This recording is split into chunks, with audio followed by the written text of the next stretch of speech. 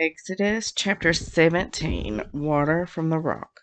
The whole Israelite community set out from the desert of Sin, traveling from the place to place as the Lord commanded. They camped at Rephidim, but there was no water for the people to drink. So they quarreled with Moses and said, "Give us water to drink." Moses replied, "Why do you quarrel with me? Why do you put the Lord to the test?" But the people were thirsty for water there, and they grumbled against Moses. They said, "Why did you bring us up out of Egypt to make us and our children and livestock die of thirst?" Then Moses cried out to the Lord, "What am I to do with these people? They are almost ready to stone me." The Lord answered Moses, "Go out in front of the people, take with you some of the elders of Israel, and take in your hand the staff with which you struck the Nile, and go. I will stand there before you by the rock at Horeb. Strike the rock, and water will come out of it for the people to drink." So Moses did this in the sight of the elders of Israel, and he called the place Massah and Meribah, because the Israelites quarreled and because they tested the Lord, saying, "Is the Lord among us or not?" The Amalekites defeated. The Amalekites came and attacked the Israelites at Rephidim. Moses said to Joshua, "Choose some of our men and go out to fight the Amalekites. Tomorrow I will stand on top of the hill with the staff of God in my hands." So Joshua fought the Amalekites as Moses had ordered. And Moses, Aaron, and Hur went up to the top of the hill. As long as Moses held up his hands, the Israelites were winning. But whenever he lowered his hands, the Amalekites were winning. When Moses' hands grew tired, they took a stone and put it under him, and he sat on it. Aaron and Hur held up his hands, one on one side, one on the other, so that his hands remained steady till sunset. So Joshua overcame the Amalekite army with the sword. Then the Lord said to Moses, "Write this on a scroll as something to be remembered, and make sure that Joshua hears it, because I will completely blot out the name of Amalek from under heaven." Moses built an altar and called it, "The Lord is my banner." He said, because hands were lifted up against the throne of the Lord will be at war against the Amalekites from generation to generation. Chapter 18. Jethro visits Moses. Now Jethro, the priest of Midian and father-in-law of Moses, heard of everything God had done for Moses and for his people Israel, and how the Lord had brought Israel out of Egypt. After Moses had sent away his wife Zipporah, his father-in-law Jethro received her and her 2 sons. One son was named Gershom, for Moses said, "I have become a foreigner in a foreign land." The other was named Eliezer, for he said, "My father's God was my helper. He saved me from the sword of Pharaoh." Jethro, Moses' father-in-law, together with Moses' sons and wife, came to him in the wilderness, where he was camped near the mountain of God. Jethro had sent word to him, "I, your father-in-law Jethro, am coming to you with your wife and her 2 sons." So Moses went out to meet his father-in-law and bowed down and kissed him. They greeted each other and then went into the tent. Moses told his father-in-law about everything the Lord had done to Pharaoh and the Egyptians for Israel's sake, and about all the hardships they had met along the way, and how the Lord had saved them. Jethro was delighted to hear about all the good things the Lord had done for Israel in rescuing them from the hand of the Egyptians. He said, "Praise be to the Lord who rescued you from the hand of the Egyptians and of Pharaoh, who rescued the people from the land of the Egyptians. Now I know that the Lord is greater than all gods, for he did this to those who had threatened Israel arrogantly." Then Jethro, Moses' father-in-law, brought a burnt offering and other sacrifices to God, and Aaron came with all the elders of Israel to eat a meal with Moses' father-in-law in the presence of God. The next day Moses took his seat to serve as judge for the people, and they stood around him from morning till evening. When his father-in-law saw all that for the people, he said, What is this you are doing for the people? Why do you alone sit as judge, while all these people stand around you from morning till evening?" Moses answered him, "Because the people come to me to seek God's will. Whenever they have a dispute, it is brought to me, and I decide between the parties and inform them of God's decrees and instructions." Moses' father-in-law replied, "What you're doing is not good. You and these people who come to you will only wear yourselves out. The work is too heavy for you. You cannot handle it alone. Listen now to me, and I will give you some advice, and may God be with you. You must be the people's representative before God and bring their disputes to them. Teach them his decrees and instructions, and show them the way they are to live and how they are to behave. But select capable men from all the people, men who fear God, trustworthy men who hate dishonest gain, and appoint them as officials over thousands, hundreds, fifties, and tens. Have them serve as judges for the people at all times, but have them bring every difficult case to you. The simple cases they can decide themselves.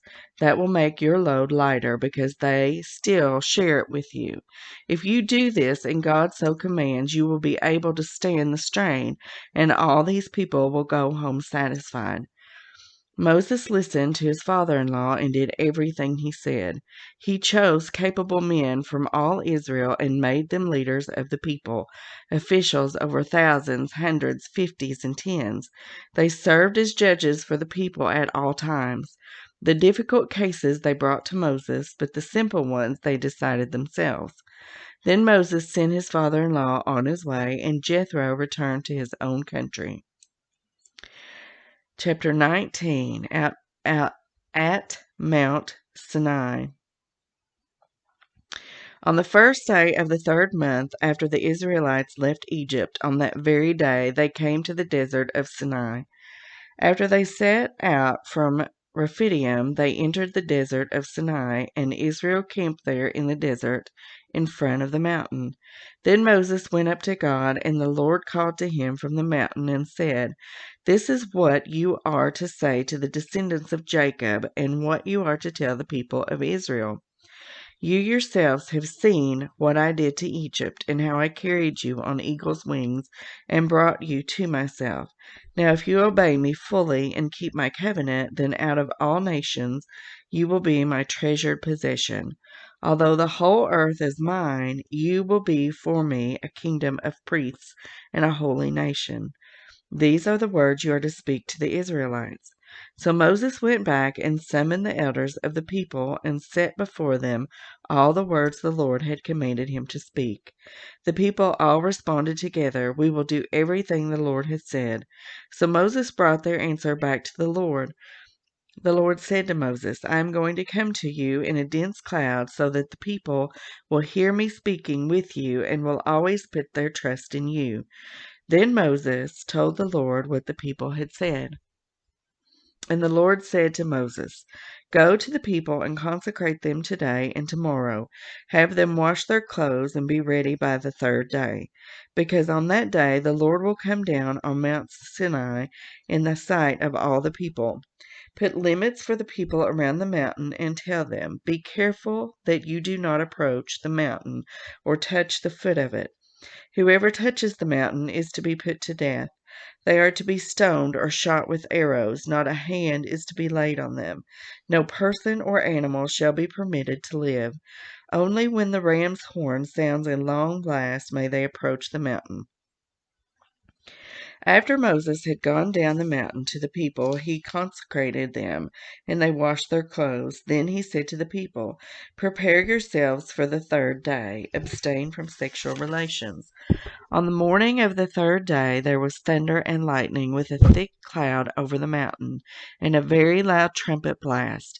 Everyone in the camp trembled. Then Moses led the people out of the camp to meet with God, and they stood at the foot of the mountain. Mount Sinai was covered with smoke because the Lord descended on it in fire. The smoke billowed up from it like smoke from a furnace, and the whole mountain trembled violently as the sound of the trumpet grew louder and louder, Moses spoke, and the voice of God answered him. The Lord descended to the top of Mount Sinai and called Moses to the top of the mountain. So Moses went up, and the Lord said to him, Go down and warn the people so they do not force their way through to see the Lord, and many of them perish. Even the priests who approach the Lord must consecrate themselves, or the Lord will break out against them. Moses said to the Lord, The people cannot come up Mount Sinai because you yourself warned us. Put limits around the mountain and set it apart as holy. The Lord replied, Go down and bring Aaron up with you, but the priests and the people must not force their way through to come up to the Lord, or he will break out against them. So Moses went down to the people and told them. Chapter 20. The 10 Commandments. And God spoke all these words. I am the Lord your God, who brought you out of Egypt, out of the land of slavery. You shall have no other gods before me. You shall not make for yourselves an image in the form of anything in heaven above, or on the earth beneath, or in the waters below. You shall not bow down to them or worship them, for I, the Lord your God, am a jealous God, punishing the children for the sin of the parents to the third and fourth generation of those who hate me, but showing love to 1,000 generations of those who love me and keep my commandments. You shall not misuse the name of the Lord your God, for the Lord will not hold anyone guiltless who misuses his name. Remember the Sabbath day by keeping it holy.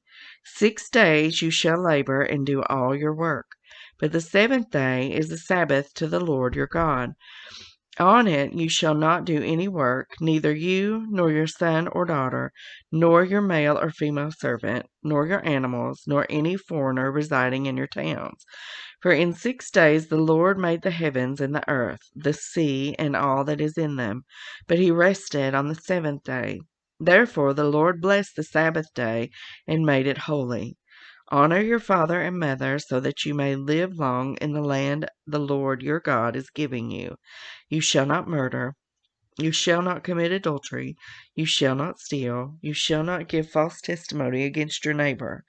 You shall not covet your neighbor's house. You shall not covet your neighbor's wife, or his male or female servant, his ox or donkey, or anything that belongs to your neighbor. When the people saw the thunder and lightning, and heard the trumpet, and saw the mountain and smoke, they trembled with fear. They stayed at a distance and said to Moses, Speak to us yourself, and we will listen, but do not have God speak to us, or we will die. So Moses said to the people, Do not be afraid. God has come to test you, so that the fear of God will be with you to keep you from sinning. The people remained at a distance while Moses approached the thick darkness where God was. Idols and altars. Then the Lord said to Moses, Tell the Israelites this, You have seen for yourselves that I have spoken to you from heaven. Do not make any gods to be alongside me. Do not make for yourselves gods of silver or gods of gold. Make an altar of earth for me, and sacrifice on it your burnt offerings and fellowship offerings, your sheep and goats and your cattle. Wherever I cause my name to be honored, I will come to you and bless you. If you make an altar of stones for me, do not build it with dressed stones, for you will defile it if you use a tool on it. And do not go up to my altar on steps, or your private parts may be exposed.